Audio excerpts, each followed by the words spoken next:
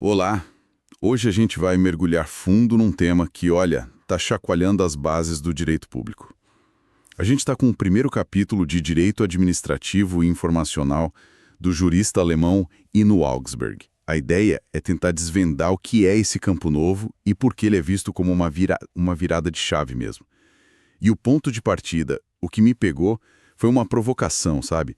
E se aplicar a lei não fosse mais só pegar um fato que já está lá, pronto no mundo, e encaixar numa regra? O livro argumenta que na nossa sociedade, que ele chama de sociedade do conhecimento ou... Sociedade de risco, né? Isso, sociedade de risco, os próprios fatos precisam ser construídos.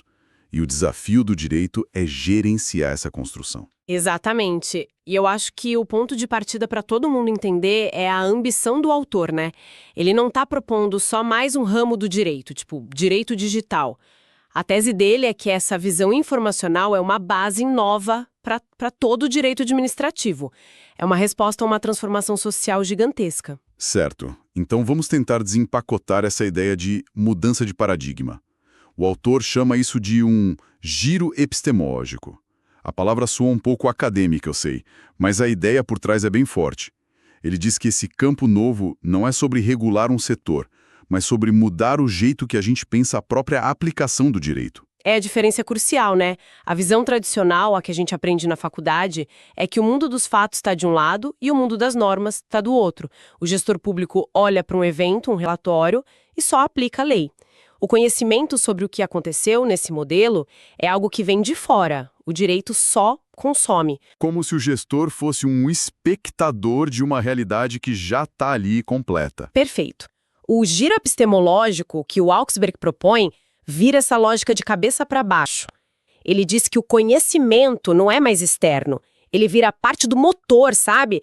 Uma peça do próprio processo jurídico. A situação que a norma vai regular não é algo que a gente encontra. Nas palavras dele, é o produto de um processo de construção que o próprio direito tem que organizar. Peraí, porque isso soa um pouco perigoso. Se os fatos são construídos pelo processo, onde que fica a objetividade? Isso não abre uma porta para manipulação? Para a administração construir os fatos que são convenientes para ela? Essa é a pergunta perfeita, e o texto lida com isso. Construção aqui não significa invenção ou arbitrariedade. Significa reconhecer que a realidade que importa para o direito é sempre um modelo, uma versão simplificada da realidade total. Pensa num processo judicial. O autor lembra daquele provérbio latino, né? Quod non est in actis, non est in mundo. Assim, o que não está nos autos não está no mundo. O direito sempre funcionou com essa ideia. Exato. A ideia de construir a realidade não é nova. A novidade, o ponto central do Augsburg, é o que ele chama de fragmentação e pluralização dessa construção. Antes, o Estado tinha meio que um monopólio de dizer o que estava nos autos. Hoje, o conhecimento para uma decisão complexa, sei lá, sobre uma pandemia, uma nova tecnologia, está espalhado. A construção vira um processo com muitos atores, muitas fontes e, claro, muitos conflitos. O papel do direito, então, passa a ser gerenciar essa pluralidade toda. Entendi. Então a mudança não é que o direito começou a construir a realidade agora, mas é que ele perdeu o monopólio dessa construção e agora ele precisa lidar com um caos de informações. E isso me leva a uma frase forte do capítulo, a separação clássica entre o que é, o factual, e o que deveria ser, o contrafactual, meio que desmorona. Exato, porque a forma como você organiza o processo para descobrir o que é, já tem um monte de valores sobre o que deveria ser. A escolha de quais especialistas ouvir, quais dados coletar, tudo isso já é uma decisão normativa. Ok, mas por que agora? Por que essa crise toda está acontecendo com tanta força nesse momento? O capítulo diz que a resposta está no tipo de sociedade em que a gente vive. Sim, ele usa vários rótulos, né? Sociedade da informação, do conhecimento, de risco. E esses rótulos, que parecem até clichê, apontam para algo bem profundo. Eles descrevem a perda do que o texto chama de um quadro quase ontológico. Traduzindo, né? A gente perdeu aquelas verdades fundamentais que serviam de chão para todo mundo, seja a religião, a tradição ou até a fé cega na ciência como fonte de certeza absoluta. Sem esse chão comum, a sociedade precisa produzir a própria ordem o tempo todo, através de decisões. E decisões que poderiam ter sido diferentes, elas são contingentes, né? Precisamente. E como elas são contingentes e não têm mais essa base universal, elas são vistas como arriscadas. Cada grande decisão, tipo aprovar uma vacina ou regular uma tecnologia, é um passo no escuro. E isso leva a gente para o paradoxo central do livro. Ah, isso é ótimo. Quanto mais conhecimento a gente produz, mais a gente aumenta os pontos de contato com o que a gente não conhece. É como mapear uma ilha, sabe? Quanto mais você desenha o litoral, maior fica a sua fronteira com o oceano desconhecido. Cada resposta da ciência abre 10 novas perguntas.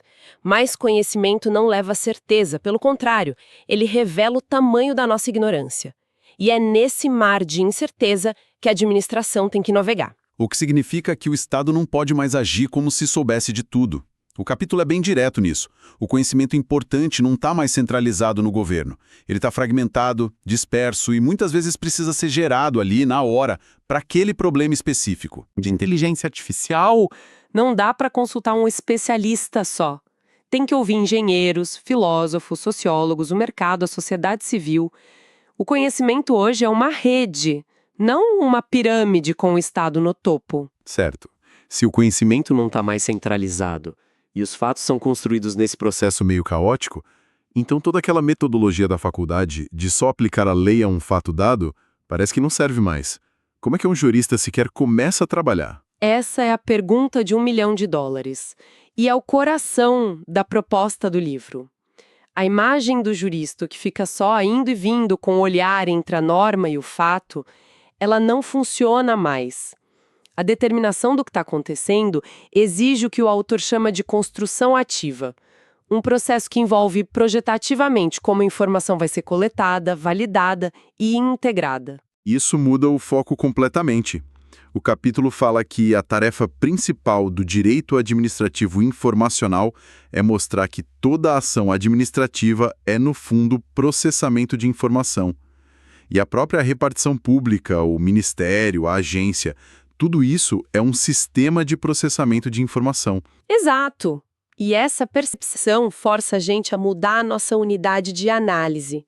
O que importa não é mais o que um servidor sabe, individualmente, na cabeça dele. O foco vai para a organização.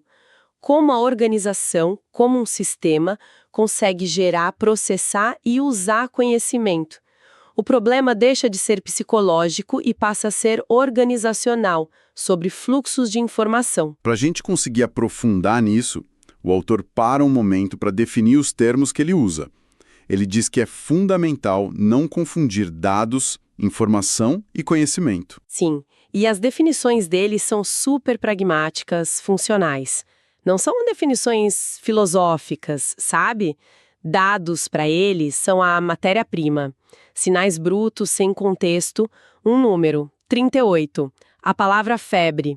Sozinhos não significam nada. São como peças de Lego espalhadas no chão. Ótima analogia, perfeita.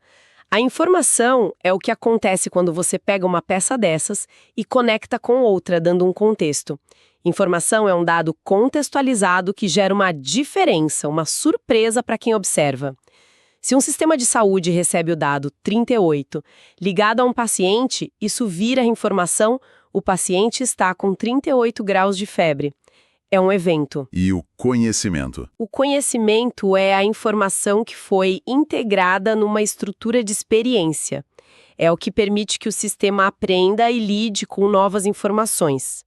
É quando o médico pega a informação, um paciente com 38 de febre, e conecta com todo o repertório dele, outros sintomas, histórico, para fazer um diagnóstico.